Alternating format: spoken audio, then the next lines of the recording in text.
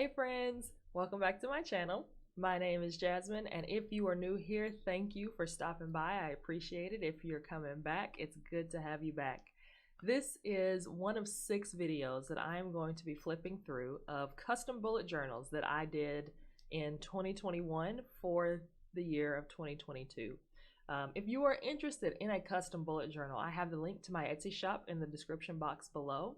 If you have questions, if you have comments about this journal, please be sure to leave that down below as well. I love to hear you guys' thoughts. I love to hear what your favorite spread was, what your favorite color scheme was. So leave that down in the comment section.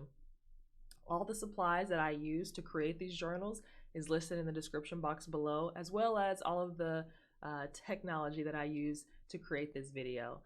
So with that, let's get right into it. Okay. Let's first address the elephant in the room. Yes, there is a band-aid on my finger. At this point, I don't honestly remember what even happened. And actually, it looks like the band-aid is gone now. So, wow, that's amazing. It's magic. Anywho, this is for my best friend, my very best friend in the whole wide world. She and I spend a lot of time together. We have talked a lot about our adulthood and how it was so different from childhood, and how we are effectively unprepared for a lot of things, and at the same time very prepared for some things that we have encountered as adults. And over these conversations that we've been having, of course, I shared with her how journaling has helped me be a better adult, at least in my eyes, and more productive and overall happier. And so she said, oh, I'd like to have one. I think that would help me. And so this is the journal that I made for her. As you can see, she is a member of Zeta Phi Beta Sorority Incorporated, and I thought, you know what, that is going to be the very first thing I open with, because that is something that is newer for her. When I joined my sorority, I was in college. She joined her sorority after graduating college, a few years after graduating, so it's still something that is really fresh for her, and something that she's very active in. This friend and I, we have been friends for, oh my gosh, 21 going on 22 years. She is the longest, oldest, dearest friend I have. We met in 5th grade. The school that we went to in Nashville was middle school and high school combined. So there were 2 buildings. One building was 5 through 8, the other building was 9 through 12. We met in 5th grade. When we got to that school, we were excited. We had other groups of friends and other circles of friends. She was doing forensics and mock trial and those kind of extracurricular activities. I was in band and I did track and those kind of extracurricular activities. And over the course of those 8 years, our circles just kind of kept overlapping. And eventually, by the end of senior year, we basically had all of our classes together.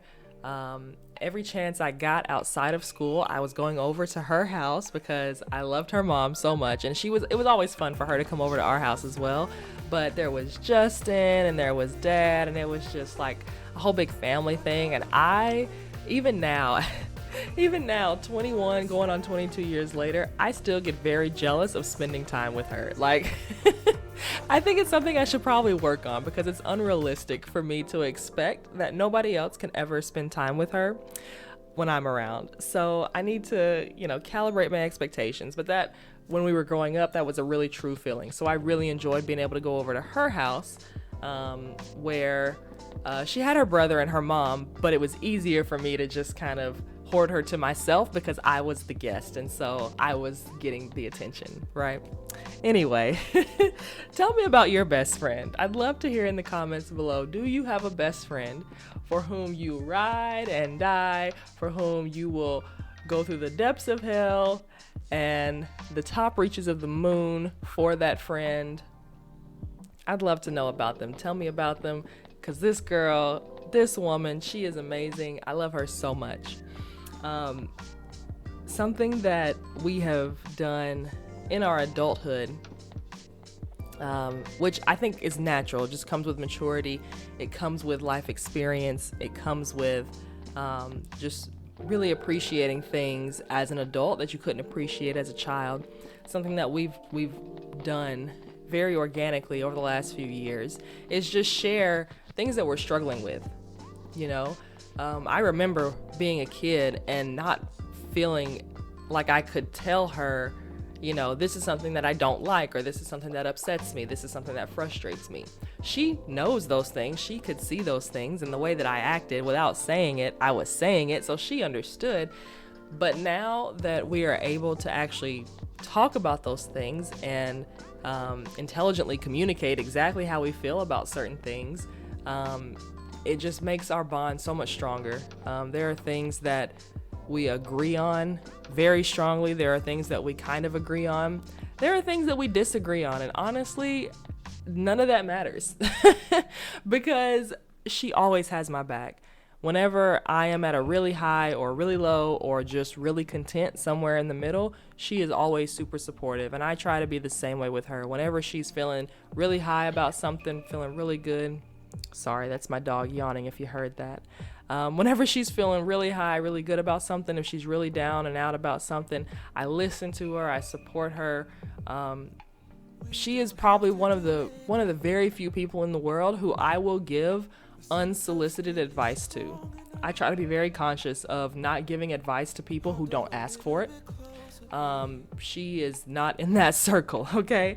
If she tells me something, I'm going to tell her what I think she should do. I'm going to tell her what I would do in that situation, and then I'll back off because she is very capable of knowing what to do and how to make decisions that are best for her.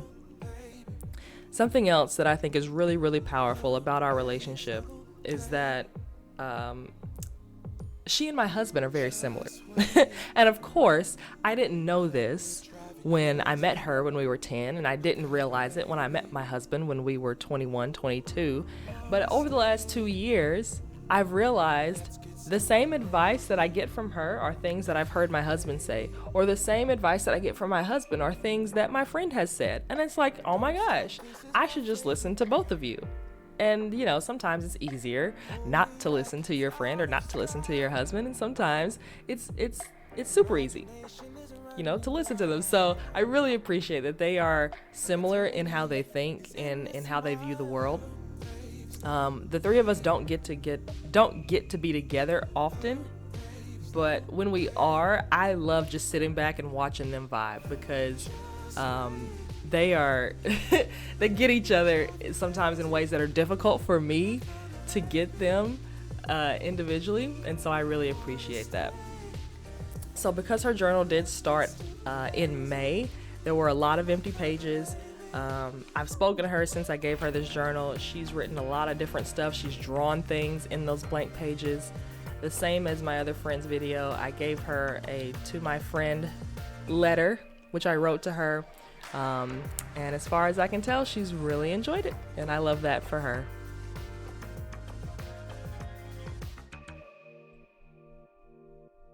Thanks again for stopping by. Feel free to follow me on Twitter and Instagram at jazzylocks_ so you can see some of these creations as they're in progress. Also, I do live bullet journaling for myself when I create my own spreads for the year or the month or the week.